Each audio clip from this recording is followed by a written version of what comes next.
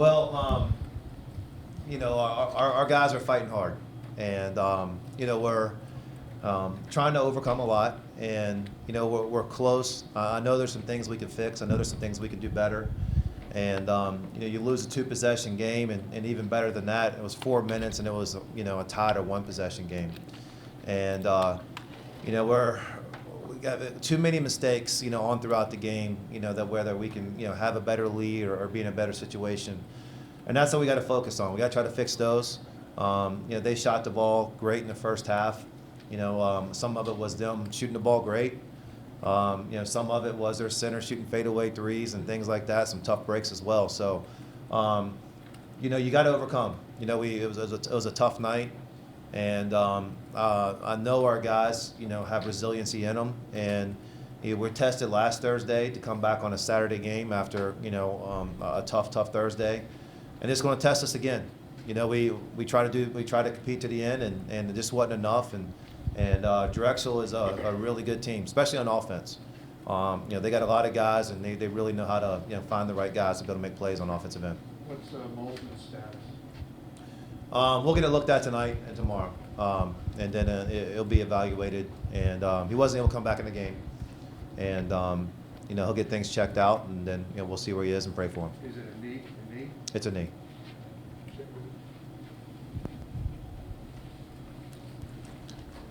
I mean, all season long, I guess really since you guys started extending the pressure out into the full court sometimes, it seems like it kind of leaves that corner three open.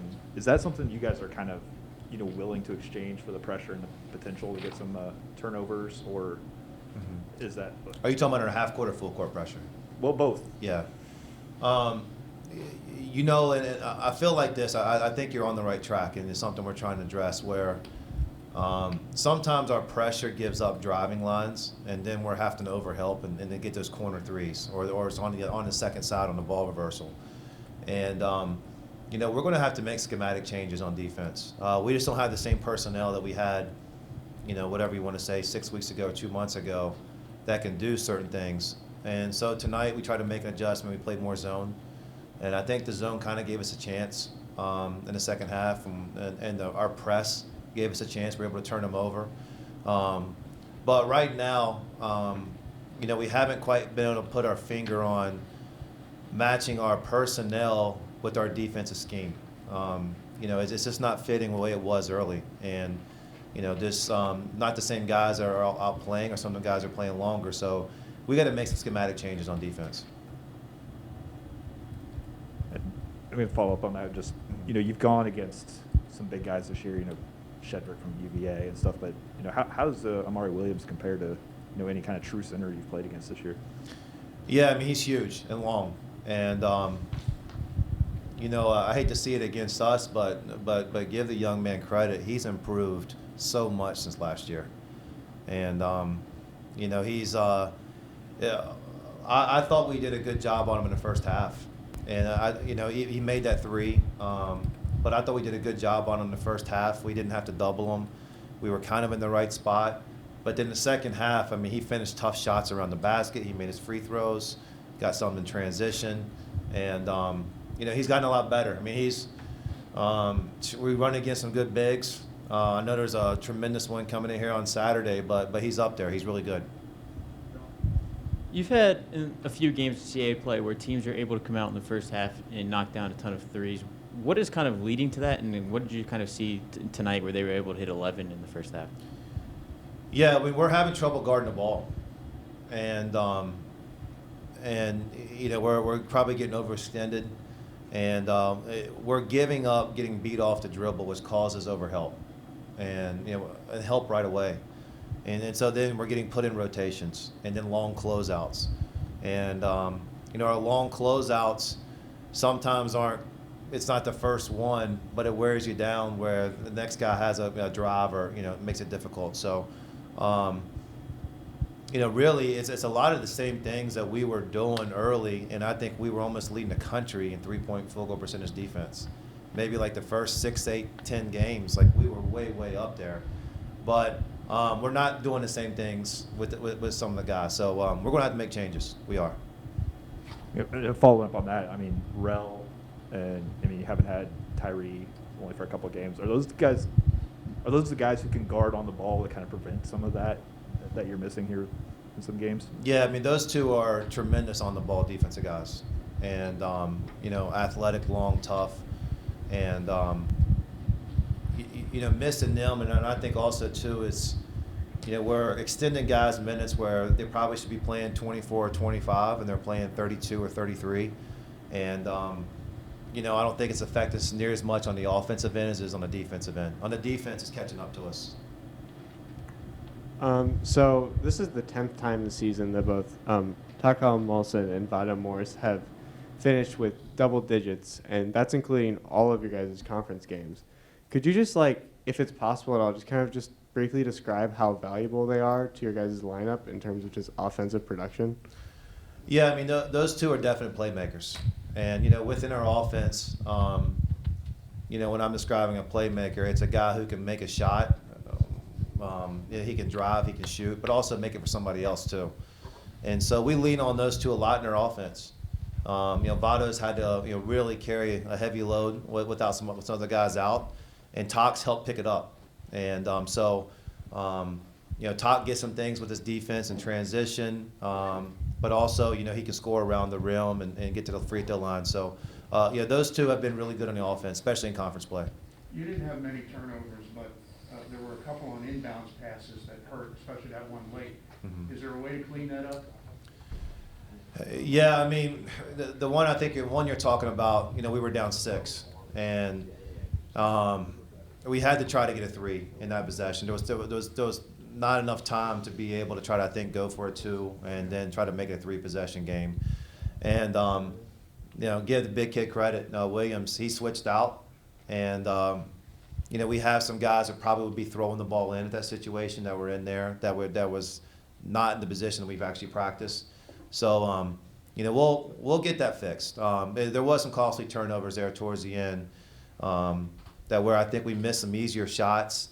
And, we had the game right there in the possession game. And, we just, the last 3.5 minutes, with exceptions to things at the rim, just weren't clean on the offensive end. So to kind of build off the defensive personnel stuff you're talking about, I noticed you had Justin and Alonzo playing a lot at the top of the 1-2-2 press. Is that something you want to continue going forward? Yeah, it's something that we used. We used early in the year, but we didn't really have to use it as much. And the William and Mary game, we almost used it exclusively in the last 6 minutes of the first half and all the way in the second half. And we've needed it throughout then. It's a rhythm changer. It's been good to us. Justin's tremendous up there. Alonzo, he's coming back from some injuries and some different things. We're trying to get him back going again. But he'll be good up there too, once he kind of gets his legs underneath him. All right, thanks. Was that a big fella? Yeah. He played good. I mean, he made knock down his free throws. That was kind of key for them, especially at the end of the game. It's kind of challenging, but at the end of the day, it's basketball. We men. We just got to face that challenge head on and try to find a way, really. Yeah, piggyback off what he said. We just got to step up, take the challenge. He's a talented player, big fella. He knocked down key free throws throughout the game. So, yeah, we just got to, just accept the challenge with him. Yeah, same as he said. Accept the challenge as we usually do. We're trying to get back to ourselves on defense to shut stuff down like that, but we're gonna get back to us. It's just taking a little bit more time.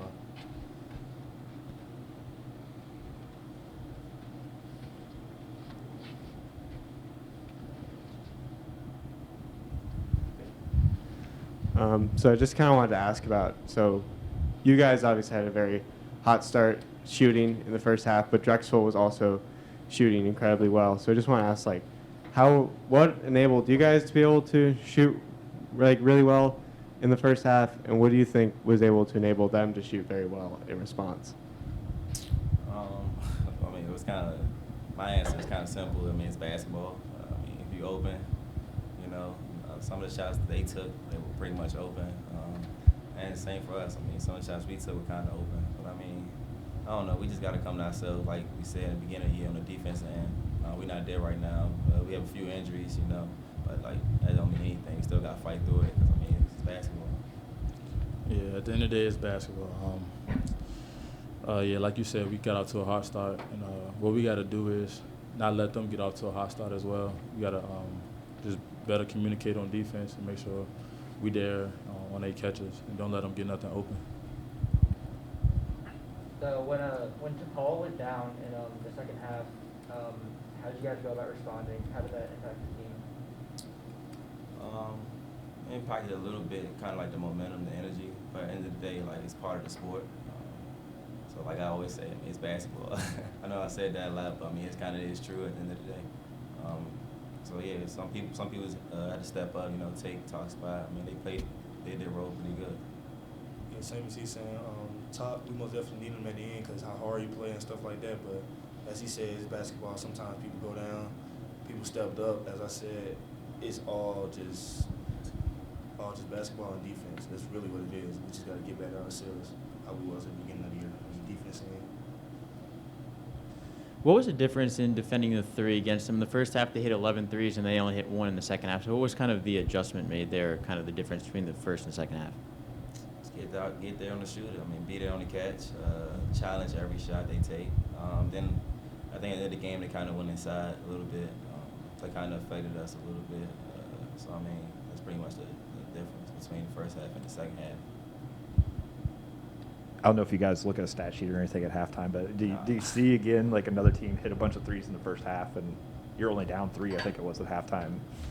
Do you feel pretty good at that point? Like, we don't have to come back from 23 down like we've done before? I mean, yeah, to be honest, all the conference games we played, how many did we play already?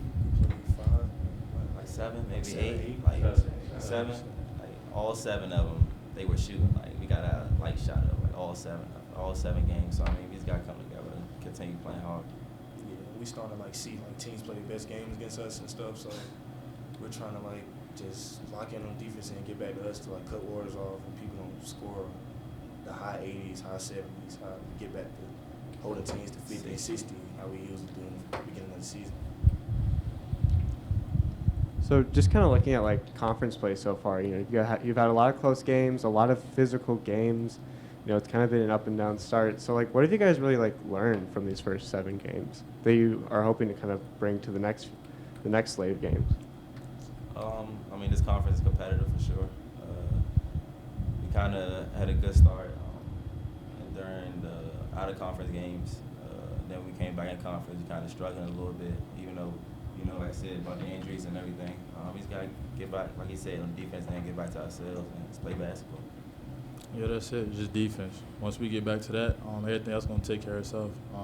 I think we do a pretty good job of scoring the ball. We just got to limit them scoring the ball. So I think that's our biggest task right now. We're going to get back in the lab, get back to the drawing board, and take care of it. They had a lot of wide open threes in the first half. I don't know if it was us miscommunicating, but I mean, we just got to get back to ourselves. That's it.